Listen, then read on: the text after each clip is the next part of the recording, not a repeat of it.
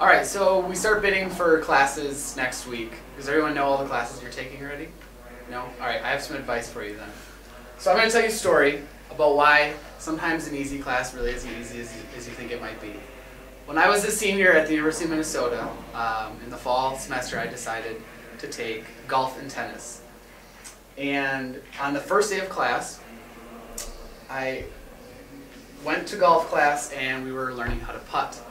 And we were learning how to putt by standing on the practice green, which is located here, at the University of Minnesota golf course. There were about 35 of us standing on this green, and we all had our eyes closed.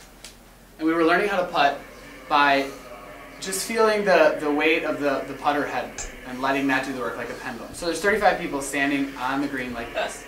And all of a sudden, I feel this tap on the top of my head. And I thought that it was my friend who I was taking the class with, and that he thought it'd be funny to like hit me on the head with this putter while we were all, doing this.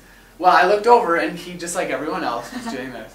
And all of a sudden blood starts coming down my face. And I wasn't really sure what had happened, but my first thought was, don't bleed on the green. And so I went and walked off the green and sat down and tried to figure out why I was bleeding. And it soon became obvious that I had been hit in the head with a golf ball. And what happened was, there was someone playing the 18th hole, and he had hit a shot to about here, and his second shot, instead of going to the green, which is here, went like this, on a fly, and bounced off the top of my head, and then bounced off this building, and then went down and landed down here by the road somewhere. And I'm very lucky that it hit me on the top of the head, where my skull is very hard, as opposed to the side of my head, where it's a little softer. And so once I realized that I'd been hit in the head by a golf ball, we stopped the bleeding on my head, and the guy who was teaching the class was very concerned about, whether I had a concussion or anything like that. He called an ambulance. Literally, an ambulance drove up onto the side of the hill, and I was fine. It didn't honestly even really hurt that much. But they did determine that I needed to get stitches in the top of my head where I had been cut. And so that night I went to urgent care.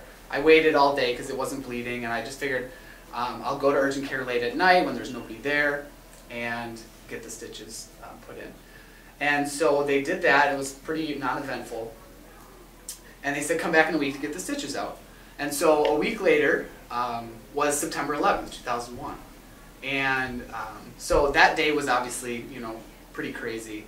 That morning I actually was supposed to have tennis class, and it was canceled because of what had happened. So I again waited until late at night. I went to urgent care and got checked in and was waiting and waiting and waiting to get these stitches taken out of my head. And after like 45 minutes of waiting alone in this room, I went out and asked if they would, if they were going to see me anytime soon, and they said that there was somebody down the hall that was in much worse shape than I was, and I was just going to have to wait. And so I started going through drawers in the room while I was continuing to wait, and eventually I found the suture removal kit, and I took it, and I checked myself out at urgent care, and I went home and I cut them out myself. And I think I cut a few hairs, but those have grown back in the last 7 years. So the moral of the story is that even though something like golf or tennis might be an easy class, it actually doesn't always turn out that way. So keep that in mind when you're bidding next week.